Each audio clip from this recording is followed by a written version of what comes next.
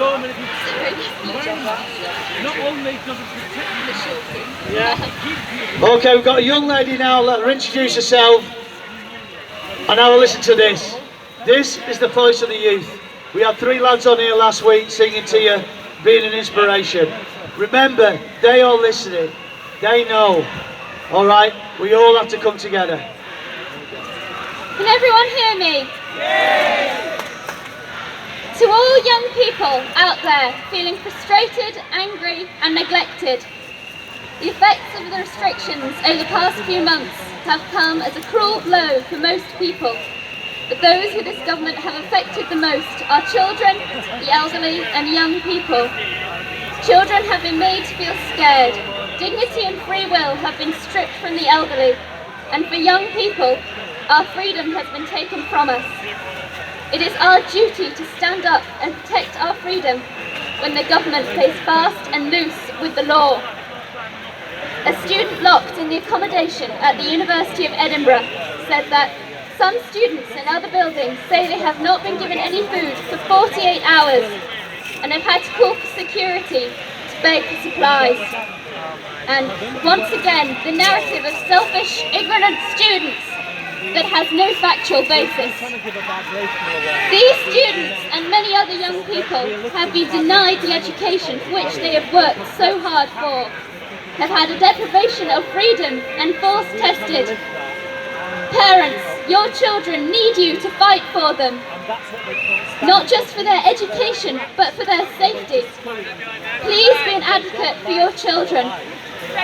This government has deprived our generation of their education, their fair exams, their hopes for the future.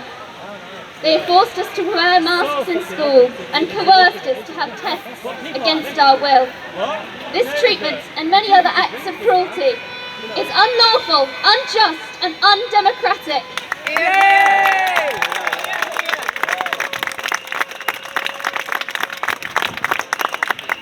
With the PCR tests, Dr. Andrew Kaufman stated that 4 out of 5 times the result was positive, there was no illness. The accuracy of the test is unknown, but it is estimated at 80% false positive rate. It is clear that something doesn't add up with the media narrative. The government and media have played us with fear and manipulation, twisting the truth and bending the figures. I am not a threat to you and you are not a threat to me.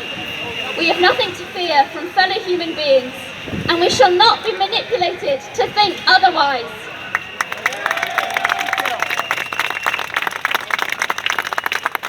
The cruel injustice served to us by this government should not be tolerated any longer. Children should be able to hug their grandparents without fear. We should be able to see our friends without being made to feel guilt.